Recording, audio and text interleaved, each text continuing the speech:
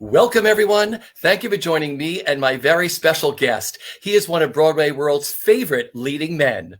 You know him from such musicals as Les Mis, The Phantom of the Opera, The Little Mermaid, Porgy and Bess, and Sweeney Todd.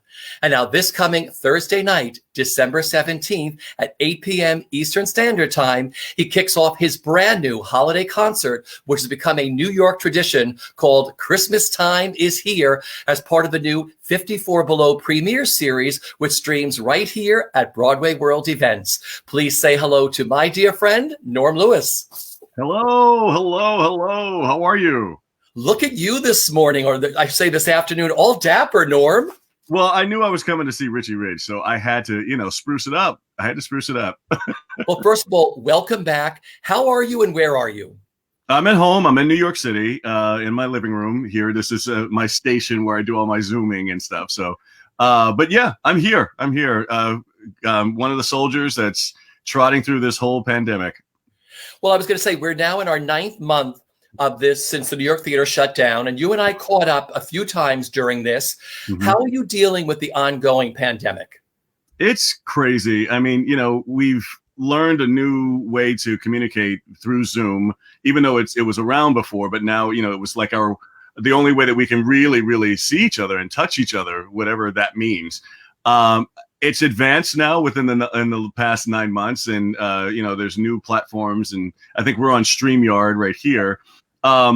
But yeah, I've done a lot of benefits. I've done a lot of recordings and sent them in for benefits and for just to raise money for charity and things like that. Also, I've done some master classes to make some money. But yeah, it's a new normal, and so we've just adapted to this and trying to figure it out. Because you have used your beautiful voice and your talents to help soothe so many people during this pandemic. How healing has it been for you with doing that? Well, it was interesting. In the beginning, I had to find the joy. I didn't want to just do something randomly. I did get some requests and I did fulfill those requests, but then I had to turn some down because I wasn't feeling the joy to do this. I was scared. People were dying, people were getting sick, and people were, out of work and things like that. I was literally not feeling psychologically, emotionally, or spiritually well. And once I found that joy again, that's how I've been able to do it. Luckily, I've had some tracks from my albums that I've done, or we found some other tracks and been able to sing along with people. And people have made, Seth and I did a concert together this summer. So it's I don't know. It's been like this thing that this puzzle we've been trying to figure out for the past 9 months. Because I think one of the last times we spoke was like 2 days before you did your Seth Rudetsky concert. How much fun did you have that night? That was so great because even though you don't hear the applause, you know that people who bought in to that concert were appreciating what I was giving them. And it was great to just be able to sing, even though it was a makeshift stage in my home. And but it just felt really good to go out there in the airwaves and spread some joy and share the gift that I've been given. But it also fulfilled me artistically. And so yeah, it's a wonderful thing. And so that's kind of what we've had to do now. And that's leading us into the Feinstein's 54 Below show. That's what we've had to do. Several people have done shows from different venues, and it's again, I keep saying it's a new normal. So I apologize for repeating myself. No, but it is though. It's like the new normal. It's the new now, and every day is a different day. Have you been able to add some kind of semblance into your daily day, or does it change every day? It changes every day, because I'm involved with, I'm on certain committees now. And so we have meetings and things like that. I'm also trying to, create my own business so that way that I can have a second income coming in, things like that. It's some days I go to bed at 6 o'clock in the afternoon or evening, and I wake up at 3 o'clock in the morning. So you never know. I never know what day it is. Like, I think today's Wednesday. Is that right? Or something like that. So it's Wednesday today. I know it was very hard for you early on, but there were so many people who are still struggling, and they don't know what the future is going to bring them. What advice would you offer to people who are still, are dealing with the isolation and the uncertainty of the future? Well, reach out definitely to family and friends. Make sure you communicate with anybody. If you ever are feeling low, just reach out, whether it be by email, Zoom, phone call, whatever, so that way you can have some sort of connection with someone. That's really vitally important. The other thing is try to find who you are. Do some spiritual, soul searching, because that's really the only thing you can rely on, especially out of all the other things. By reaching out to other people, you have to go home. You have to be alone sometime in your life. So it's good to make sure that connection, spiritually, emotionally, whatever you want to call it, is fed. And there's a lot of great books out there to do those kinds of things. Also, learn a skill. Start knitting. Start, reading more books. Do something that will enhance who you are as a person, and that will only benefit you once we come out of this thing. Yeah, beautifully put. Well, this coming Thursday night, December 17th at 8 p.m. Eastern Standard Time, you kick off your brand new holiday concert this year called Christmas Time is Here. Yeah. It is directed once again by Richard J. Alexander, and it was filmed as part of the new 54 Below premiere series, which streams right here at Broadway World. Norm, how excited are you this year?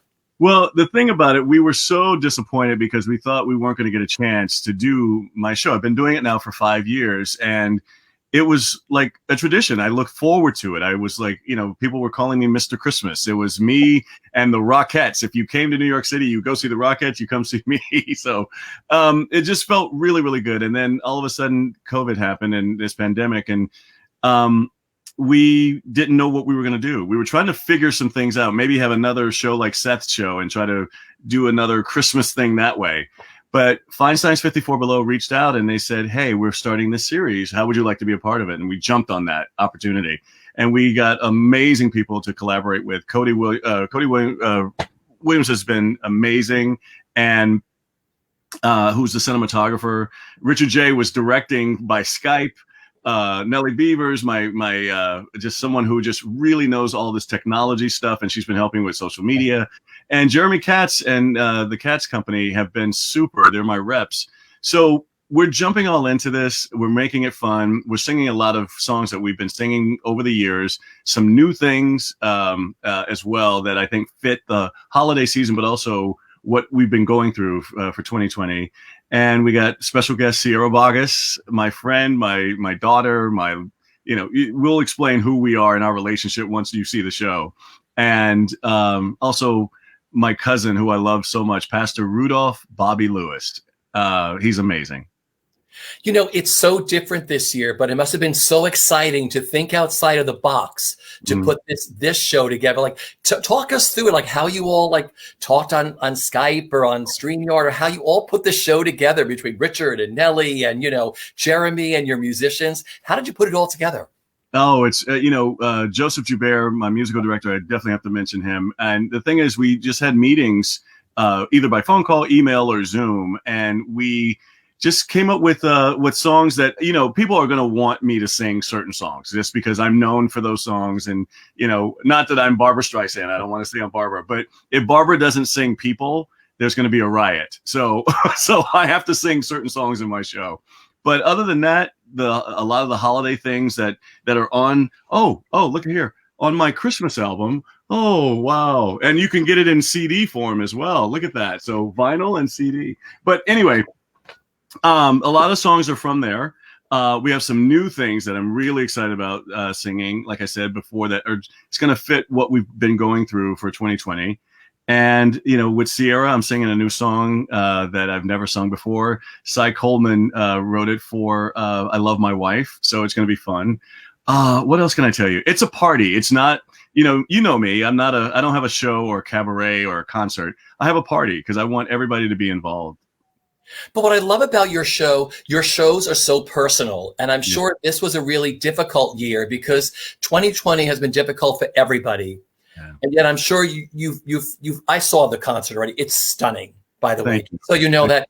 But I mean, you find that beautiful balance of having a party and reflecting back and just soothing everybody through, your voice and your talent. So, I mean, what was the day like? Like, take us to 54 Below on that iconic stage. And what was the whole prep and the COVID prep, and talk about that day?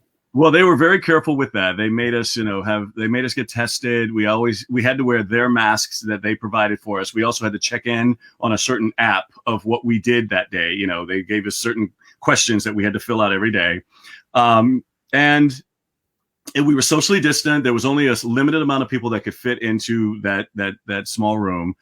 But going into it and seeing the musicians who I've not seen in a year just felt so amazing. And being in that atmosphere, even when 54 Below there's no music in there, there's music because it just resonates through the walls. And it just felt so good. The energy that was in that room.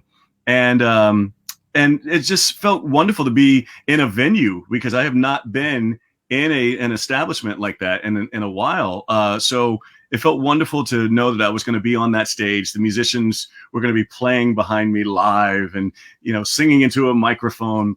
And, even though I'm not going to hear the applause, I'm going to be able to feel the spirit of what people are going to get on the other end. So it felt good. It felt really, really, really good. How emotional was that day for you? It was literally, there was a couple of times I did cry and, some tears were shed and even some of my colleagues were saying, oh man, it just feels amazing. And even the cinematographers that, there were a lot of cameras set up.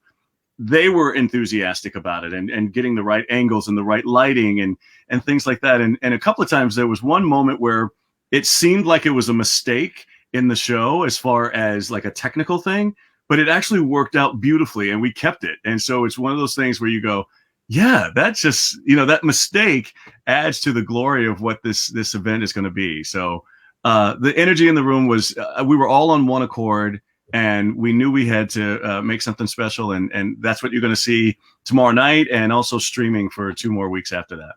Yeah, you stream until New Year's Eve. I mean, talk about kicking off the incredible holiday season. Yeah. Everybody can watch you leading up to Christmas Eve, Christmas Day, and even New Year's. I mean, it must have been a dream come true for you because, we all grew up with like the Andy Williams Christmas specials and all these incredible variety shows, which don't exist anymore. Right. Was it a dream of yours to actually film this? Yeah, actually, we had been thinking about this for a long time. And we were going to make it a special, setup and an event. And, we thought about maybe doing it this coming year if it had worked out, with an audience. But you know what? This was a blessing. This was something that was divinely inspired. And I feel like the fact that it came to me that way, that I'm so grateful that Feinstein's 54 Below would acknowledge the fact that they loved my show enough to ask me to do this.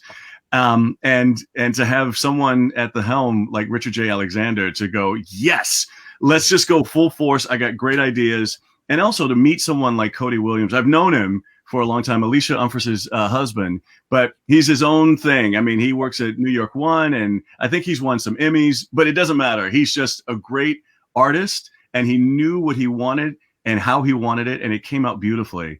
And what I will say also is the fact that this is something that you can see on your computer, but if you have a smart TV, you can, transfer it there. And a few of my friends have said they put it on their big screen and it looks glorious. So that's a tribute to Cody Williams.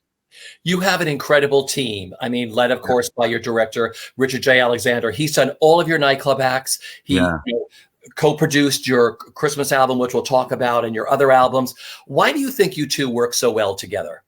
I don't know. It's funny because we met years ago. I was doing The Who's Tommy, and I went in for an audition for Les Miserables. I didn't get that particular audition, but I think they put me on hold, if you will. They put me on hold, and they were waiting for me to, they needed a slot to be filled for John in Miss Saigon.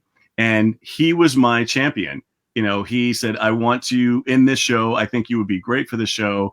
And I really love your talent. So for years, I was grateful for that. And then we've seen each other here and there throughout the years. And then back in 2013, he called and asked if I would be a Javert in another version of Les Mis at the Muni with my friend Hugh Pinero, my friend and my brother, Hugh Pinero. And I said, yes, absolutely. And from that, we just started talking. And I said, yeah, I do concerts, but I want to expand that range and see what I can do more. And he said, okay, all right, let's talk more about this and how we can I can develop your show and help you develop it. And it's just been a great brotherhood, a great collaboration. And I hope and pray he wants to continue to work with me from now on. Yeah. Take me back to the Muni. What is it like performing there? Oh, geez. I mean, that is a tremendous space. I mean, it's, I think we had 70,000 people in a week. You do like 6 shows, and it's 10,000 people a night or more, you know, because they have also the space where you can lay out and picnic and stuff. But it's 10,000 people a night plus. And then you get to meet them afterwards. And sometimes we didn't leave for about an hour after the show, signing autographs and talking to people. But it was so beautiful. It's so wonderfully organized and crafted. And, you know, they have people, you audition late at night, you know, when the next show comes in, after that show. And then you, not audition, I'm sorry, you rehearse. Sorry, that's the right word. Rehearse at night. And especially doing the technical, so you can do the technical things. But, they just have it, you know, the rotation of that it was awesome. It was awesome being there. And I want to go back. I love Mike Isaacson so much. Where do you play to? You mean when you're on the stage, are there cameras there too? You mean at the Muni or I don't know. I don't think I've ever seen cameras there, but there might be. They might have some archive. I know the Hollywood Bowl has them. So I've asked people. You played the Bowl too, haven't you? Yeah, a couple of times. Yeah. So do you play the cameras there as opposed to, because this place is so huge? No, I look at the audience. I need that instantaneous like feel and energy from the audience. I know for me, playing Javert, especially doing the soliloquy of Stars, John Caird gave me some great advice, and I did it on Broadway with him. Yeah. And he's like, when you look out in the audience and you're the only person on stage and you're singing this song or even just speaking a soliloquy, think of each person in the audience as a different thought. So you can look at that person and that's one thought. And then you look over here, that's another thought.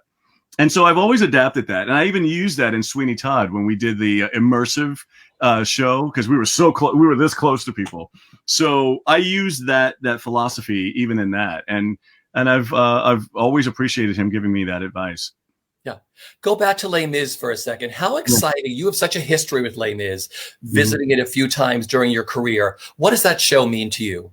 Well, you know, it's the longest running show ever, a musical. And I think it touches people's hearts and souls and minds. I think they see themselves on that stage, either as a Javert, you know, being very strict and misunderstood, or as a Valjean, who is someone who's just trying to do well and then maybe not being appreciated for it and having to kind of change who he is in order to be to get through life and wearing a different outfit and different mask and stuff. But I think the fact that people can relate to that show, there's so many deaths in the show, and you know, and you feel for these people, and so it just touches people in the heart and soul. And it's different for me every time I do it, because I find other nuances that I didn't realize before, because it is a very dense story. So I've always loved doing it. That's great. Well, I know that Jennifer Diamond, BroadwayWorld's own, who did Les Mis with you at the Muni, it's her birthday today. Oh, happy birthday! So happy birthday to you. Happy birthday to you. Happy birthday. You have to give Jennifer a big happy birthday shout out today. I mean, that is great. Oh my gosh. You know, let's go back. Hold up your Christmas album again. I want to go back. I love that you have this on vinyl. You and I had a conversation.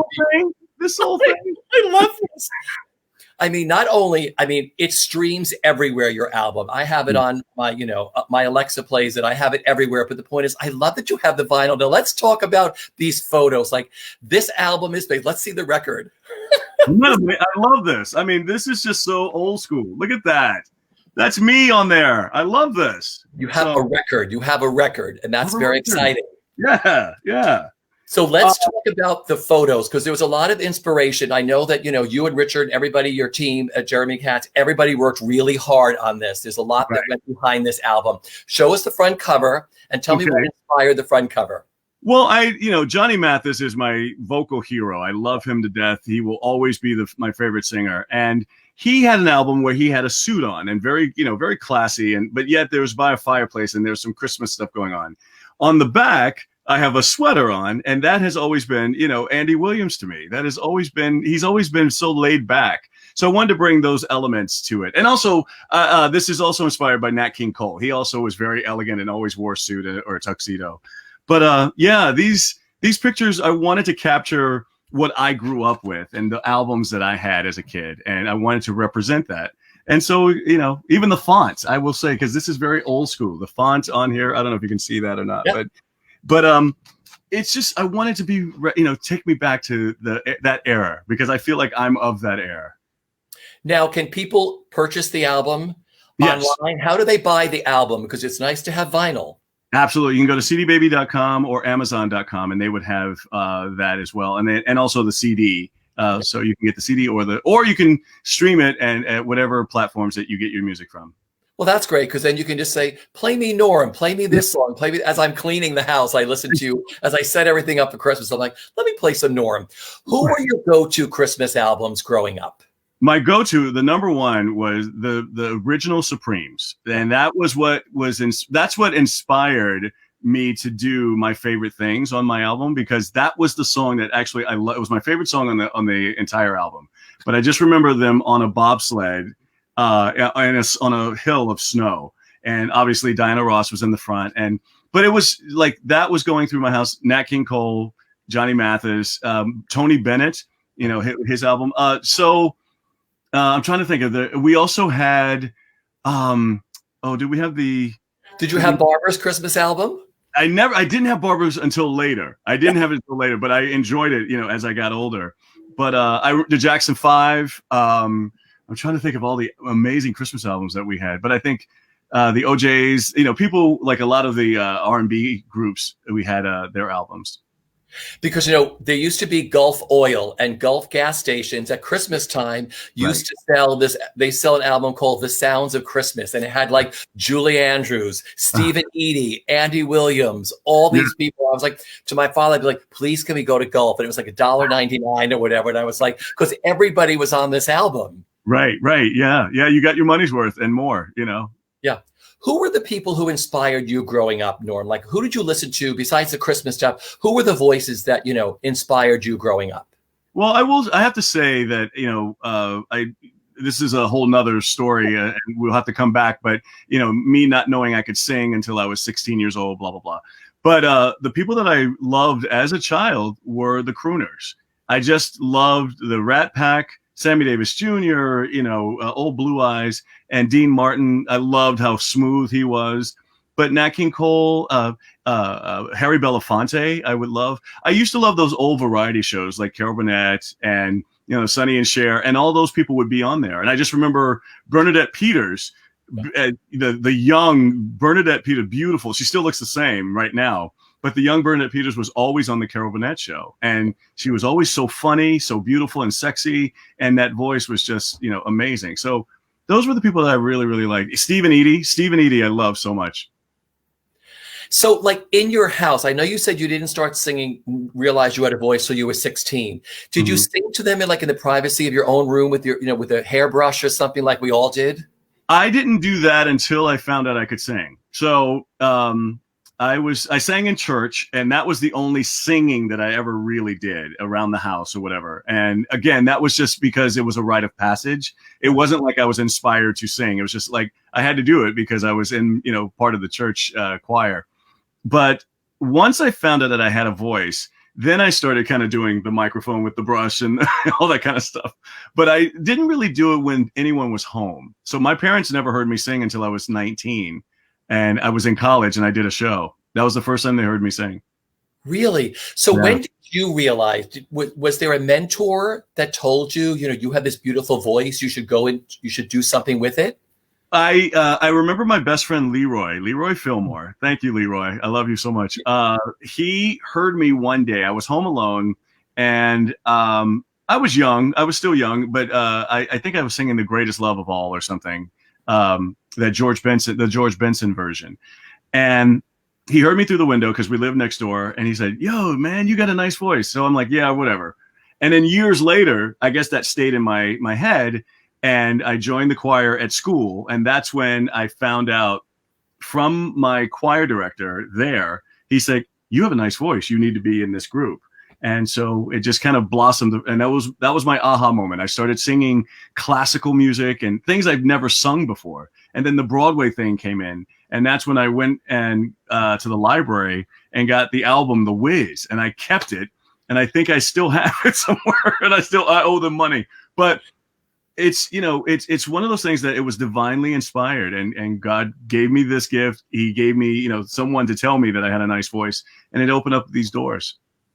You owe your library $10,000 in back fees. Yeah, probably more. Listen, I'm old, so it might even be more than that. But I used to love going to my library, and I'd go to Broadway cast albums and soundtracks and vocals, and they had these fabulous turntables there. Right. And you put these headphones on. Yeah. And I was like, because we were middle class, we didn't have any of that. We had a stereo at home, but I loved sitting there with headphones and listening to this stuff, and then taking these albums home. And that's how I learned all these iconic shows. I'm sure you did too. Yeah.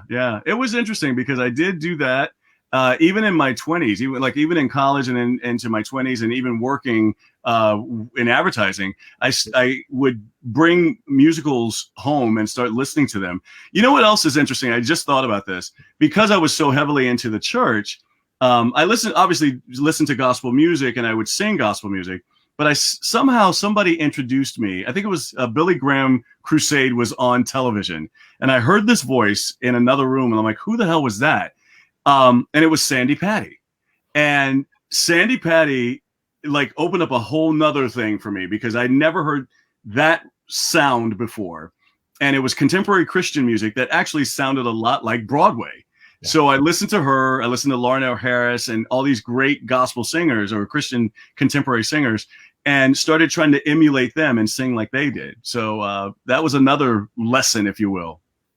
So what was that defining moment for you when you said, I'm going to use my voice, I want to be some kind of entertainer, if that's how you looked at yourself then, and said, I want to try to make a living at this?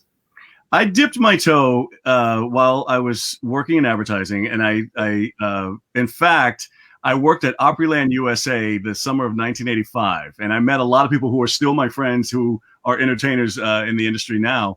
And that was something I was like, okay, I'm going to try this. And I ended up getting it, and I did it for a summer. I took an internship from school to go do this. So blah, blah, blah. That's a whole nother show that you and I need to talk about.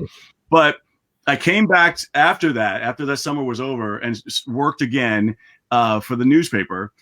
And I would sing at night, and people started finding out about me singing. So I would sing in bands, and I would sing at weddings, and I would sing at fashion shows, and I would sing at contests. And these contests were the things that really inspired me, because I got paid sometimes. They would give some cash money, or they give a free trip to New York or wherever. And I would lose some, I'd win some. But one particular one that I won, there was a producer of a cruise ship. And that's when everything changed. He asked me after the show, after that contest, he said, I have an opening for a slot for someone to come and sing, a male singer. And would you be interested? And I had to make a decision, because the money was good. It was exciting. I was good. I had a fiance at the time, so I had to ask her about it. My boss at work said, you know what?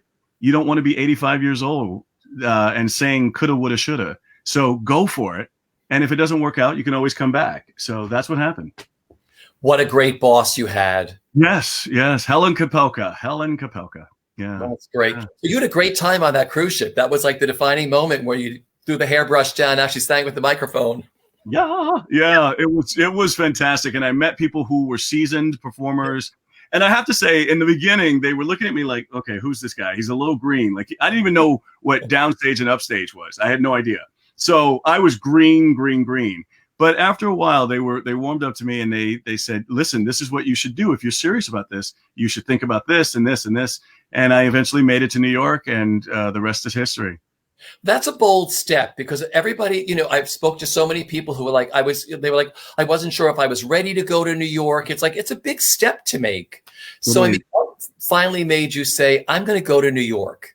My friend Michael Carroll, who was on the cruise ship, and big personality, and he's someone that God rest his soul. He was someone who's done a lot of Broadway, did tours, things like that.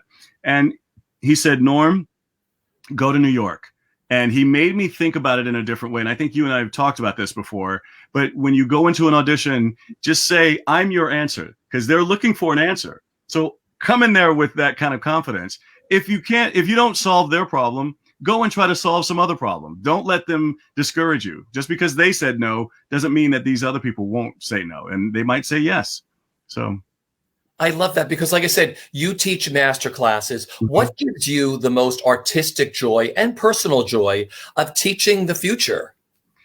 It's amazing to see I'm looking through their eyes, because I was there once, and I still get like that when I'm around people who I admire so much. But I'm so excited to see the world through their eyes, because like they're just starting out. It's like, okay, what can I do? They're hungry. They want to do it. They want to please. They want to show their talent. They want to do all these things. And if I just try to focus them in on telling the story, and then from there, hopefully they will get that job. But it's wonderful to kind of see the new talent that's coming out. I mean, seriously, nowadays people are coming out kicking and singing and dancing out of the womb, because it's just amazing the amount of schools and training that are available now. So the competition's high. The competition is really, really high. You know, because of course at Broadway World, we have the Next on Stage, we have the singing competition and the dancing competition. And the two that I've hosted for the singing, we do a high school edition and a college edition. And you've got to come on as a guest judge, because I mean, it is mind blowing. These kids are so incredible. And I mean, at the high school level. Yeah. I mean, college level. I mean, it's amazing. Like you said, of the kids that have so much talent early on, there's so much more for them to look at online nowadays. Yeah. You know, it's been crazy. I've been, they want me to critique them and tell them, and I've actually been stumped a couple of times. I was like, I have nothing to tell you. I said, don't change a thing, because what you have, it's worth gold. I wish I had it at your age, so.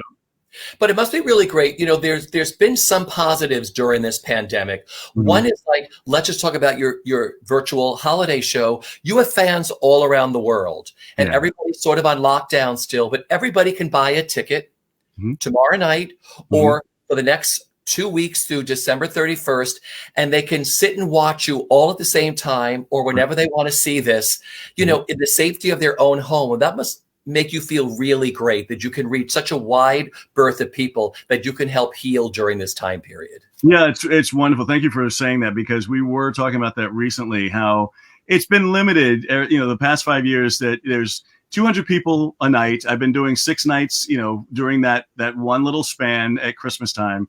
And it's fun, obviously, but now I get a chance to touch people in Japan, in Europe, and Australia. And there's a lot of fans out there that are saying, oh, I can't wait to see your show. So I'm excited about the reach, and more people being able to see it anytime they want in the comfort of their own home. They can be in their pajamas, or they can be in maybe they want to get dressed up and with me, because I'm in a nice tuxedo when I'm on stage. But it's one of those things you can have your dinner, or you can have a cocktail with me. In fact, I'm going to be drinking a cocktail. I think we're posting it in, we're posting a lot of the cocktails that they've made for me over the years, and they've named them in my honor. And this year is the Nutcracker Cooler. So we'll give the ingredients online sometime this week. But yeah, it's one of those things that you can, if you don't have a last minute gift for someone, you can say, hey, I just bought you the Norm Lewis Christmas Time Is Here show, and just send it on its way. But that's so great, because these become events. Like you said, I've known so many people who have watched these, and they're all like, oh, I get dressed up, my girlfriend gets dressed up, or my husband or my boyfriend or whatever, and they sit there and make a cocktail, and they put it up on their smart TV or on their laptop, and they're like, we're going to have an evening out tonight with Norm Lewis. Yeah, no, it's been fun. In fact, Richard J. Alexander told me something that, a little secret. He actually got dressed up and put it on his smart TV and just said, you know what, let me just sit back and watch this. He was trying to figure out, trying to make sure the post-production and everything was right, but he was just sitting back and just enjoying it. And that makes me feel good, because, he's the guy that helped me create it. Yeah. How do people find you to do a masterclass with you? Because that's another wonderful thing during this pandemic. So many people have been able to have a masterclass with Laura Osnes, or a Disney princess, or another Broadway performer that, they take their song to them. Like someone takes a song to you and you like break it down with them, and it's all affordable too. Like, how do they find you? They can reach out to Jeremy Katz at the Katz Company, and he'll give you all the details and what you need to do and how to make this work. And he has my schedule for the coming year. And yeah, it would be a lot of fun to do those kinds of things. I love being able to touch students and helping develop what they have. And hopefully they can say, Norm Lewis helped me a little bit. No, that's wonderful. But I have to talk about your team again, Jeremy Katz. You have the most amazing team. And I think that's one of the smartest things that anybody can do is put your team together, and that's your team. Yeah. Yeah. Listen, I am so blessed. Jeremy and I have been friends, collaborators as far as working together since 2006 or 7. Yeah. And, from that, over the years, he's had many different people that have been his collaborators and his associates and assistants. And it's just right now, Clay Mills and Giselle Bird, we're such a close team of people that they yell at me sometimes. It's like being with family. It's like, that's not right. You shouldn't wear that. No, get up at this time. And they know me well enough that they will schedule me in a way that it confuses me. Like sometimes, like if they know that I'm going to be late, they'll schedule me way ahead of time, so I'll get there on time. So the fact that they know me so well, it's just wonderful, and I just love them for it. Yeah. Well, you've done so much wonderful stuff during this time period. Would you talk about the national health campaign, Wells Being, that you helped launch? Well, I mean, how can I even describe all of that stuff? It's been a journey because of so many organizations that have either come to me or I've talked to friends and say, you need to be a part of this. It's one of those things where that there's a need. And especially in this time, in this pandemic, in this, political climate, there's been so much going on. There's been a perfect storm of social unrest and things like that. So I wanted to reach out and be with certain organizations. And one of them was that organization. And I hope that, anything they want me to do or need me to do, I'll be there. Yeah. Norm, when the theater comes back, what kind of awareness and change would you like to see? Definitely diversity. I mean, that's our number one thing. I'm part of one of the organizations I'm a founder of is Black Theater United. And that's one of the things that we want to, focus on from a social standpoint and also from a theatrical standpoint.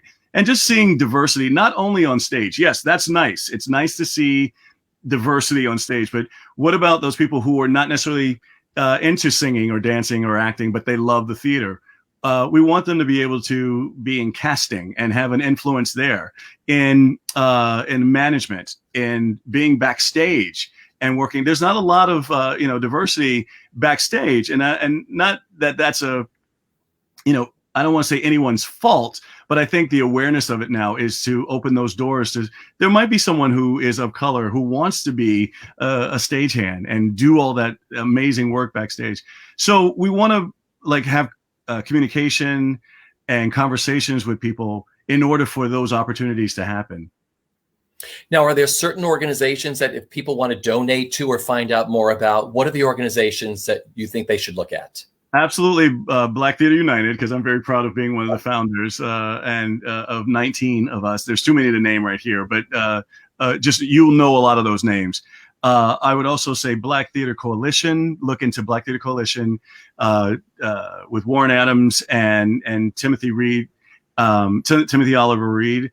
I'm just thinking of the Broadway Advocacy Group, the Black Broadway Men that Anthony Wayne started. Look into these organizations, and if you feel a connection with them, definitely reach out. And send them an email, send them a donation, things like that, so we can move this cause forward.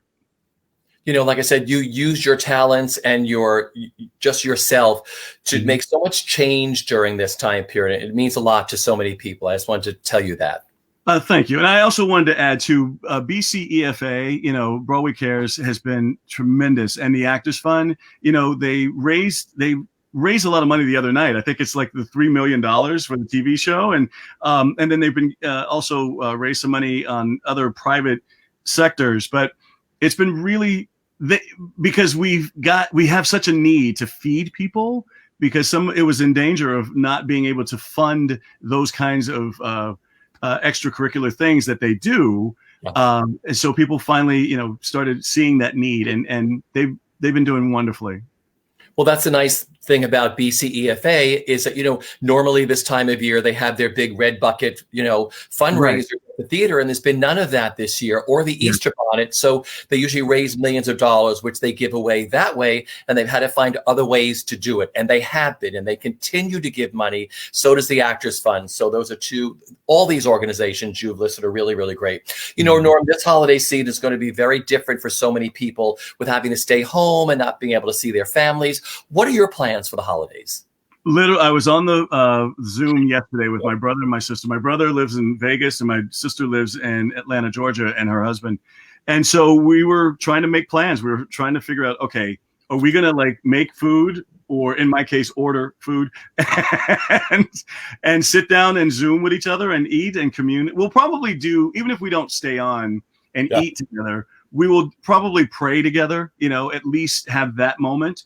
And then go to our prospective interests for that day, whether it be football games or watching. Oh my God, have you seen The Queen's Gambit? Love it. Yes. Oh wow, yeah. So I had to binge watch that. So I might be binge watching some shows on Christmas Day. Have you been, like I said, have you been binge watching a lot during this pandemic, or what's like your viewing habits? No, I've been busy, doing a lot of Zooming stuff. So I've been so focused on that. So I had a little time, and my sister and someone else I saw on social media, but my sister was like, Norm, you got to see The Queen's Gambit. So I did that. Also, I'm so caught up, and I finished it now, but I'm so caught up in The Boys on Amazon Prime. I'm a big superhero kind of guy, and this is such a nice twist on that story. Now, it's not for the faint at heart. It's kind of racy, but it's a good show. I love that. Yeah. So finally, what are you the most thankful for this holiday season, and what are you looking forward to the most in 2021?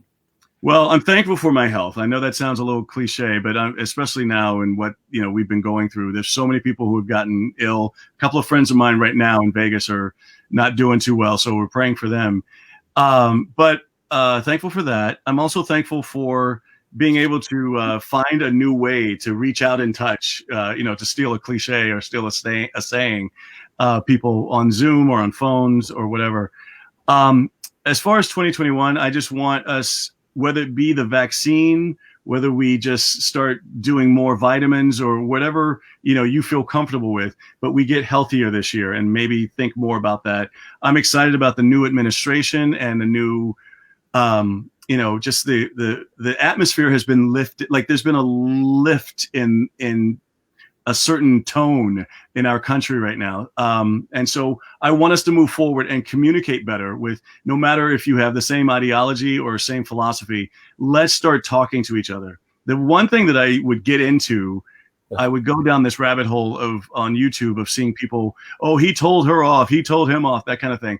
And that was fun for a while, but then after a while it gets old. And it's like, now we have to start talking to each other. Okay, what do you want me to say? What do you think? Let's come to a commonality. There's too much violence. There's too much it's crazy out there. So I hope that we come to that in 2021. I think 2021 is going to be much calmer. Yeah, I feel that too. Yeah, which I'm hoping for. Now, back to your holiday concert. I mean, what is it like sharing? Hold that up.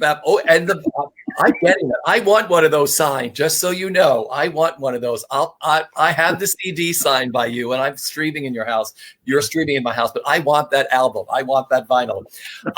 Back to your concert. What is it like sharing the stage and singing with Sierra Vargas? Who? Thank you. I think you know that. She is, I mean, come on. She is someone, I can't even describe her because she's so brilliant. Yeah. and beautiful and all that stuff, but she's so funny. And just one thing is that she's so down to earth and so personable. And I think that that's why people love her and gravitate towards her. Yeah. So I'm so glad that, she calls me her friend. She calls me her daddy. She always calls me daddy because of our history with Little Mermaid. But yeah, I'm so blessed to be in her world and she in mine. And to share the stage with that goddess is just tremendous. And to hear her, to see her, to watch her, and it's been fantastic. And my cousin, Pastor Bobby Lewis, you can't love another human being more because one, he's got such a great spirit and a great heart, but so talented and is so willing to do what you want him to do. And so I don't know. I'm so blessed to be have these people in my world. Yep. Well, once again, Norm Lewis kicks off his holiday concert called Christmas Time is Here this Thursday night, December 17th at 8 p.m. Eastern Standard Time. I told you I want that. December 17th at 8 p.m. Eastern Standard Time as part of the new 54 Below premiere series, which streams right here at Broadway World. The concert was filmed on the iconic Feinstein's 54 Below stage with 4 HD cameras. Tickets are only $28.50 and are available at Broadway World events. And the concert will be available on demand until New Year's Eve, December 31st. Norm, thank you, my friend, for dropping by today. Oh, thank you. And I want to just again say thank you to Feinstein's 54 Below. Thank you, everyone, the whole staff. Cody Williams, who is the cinematographer, amazing. And I just want to say I want to show my appreciation in public and online. So thank you, thank you, thank you.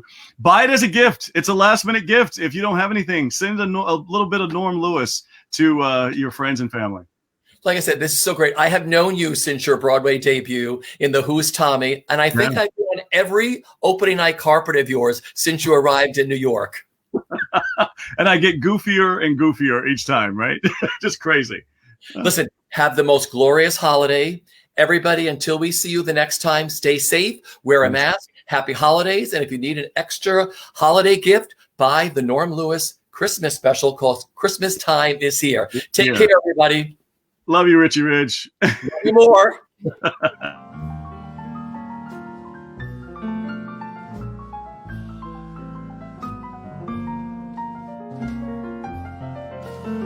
Sleigh bells in the air, beauty everywhere, Yuletide by the fireside, and joyful memories there. Christmas time is here, we'll be drawing near. Oh, that we could always see such spirit through the year. Christmas time is here.